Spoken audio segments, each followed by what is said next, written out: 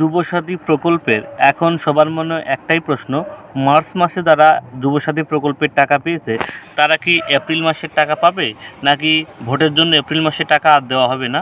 আর যারা এখনও যুবসাথী প্রকল্পে আবেদন করেও অফলাইন বা অনলাইন আবেদন করেও এখনও টাকা পায়নি, তারা কি আদৌ এপ্রিল মাসে টাকা পাবে নাকি পাবে না, সমস্ত বিষয় এই ভিডিওর মাধ্যমে তুলে ধরব। যারা ফেসবুক পেজ থেকে দেখছেন অবশ্যই পেজটিকে ফলো করে রাখবেন, এবং যারা ইউটিউব থেকে দেখছেন নতুন নতুন আপডেট পেতে হলে অবশ্যই চ্যানেলকে সাবস্ক্রাইব করে রাখবেন।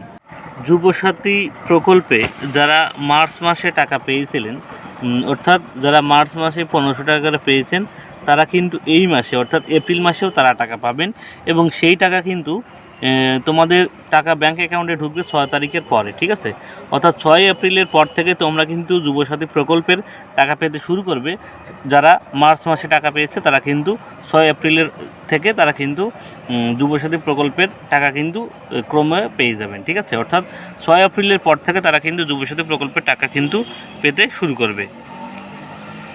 এমনই কিন্তু সূত্র মারফত খবর, অর্থাৎ এপ্রিল মাসের টাকা 6 তারিখের পরে কিন্তু প্রত্যেকের ব্যাঙ্ক অ্যাকাউন্টে ঢুকতে চলেছে। অর্থাৎ যারা মার্চ মাসে 1500 টাকা পেয়েছিলে তারাও কিন্তু এপ্রিল মাসে 1500 টাকা করে কিন্তু তোমাদের ব্যাঙ্ক অ্যাকাউন্টে ঢুকে যাবে। এখন কথা হলো, যারা যুবসাথী প্রকল্পের অফলাইন বা অনলাইন যারা মার্চ মাসে কোনো টাকা পায়নি, অর্থাৎ যুবসাথী প্রকল্পের অনলাইন বা অফলাইন অ্যাপ্লিকেশন করার পরেও তারা টাকা পায়নি, তারা কি এপ্রিল মাসে টাকা পাবে? হ্যাঁ, তারাও কিন্তু এপ্রিল মাসে তাদের কিন্তু টাকা ঢুকবে, ঠিক আছে? তারাও কিন্তু এপ্রিল মাসের টাকা তারাও কিন্তু 6 তারিখের পরে তারাও কিন্তু টাকা পাবে।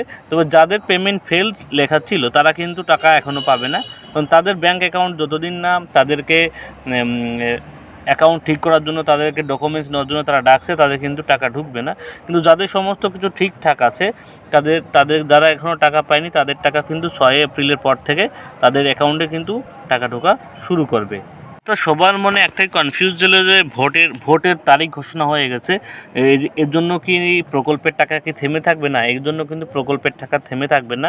তারা কিন্তু যেমন টাকা পাচ্ছিল তারা কিন্তু টাকা পাবে, ঠিক আছে? অর্থাৎ যারা টাকা পেয়েছে গত মাসে তারা কিন্তু এপ্রিল মাসেও তারা কিন্তু টাকা পাবে।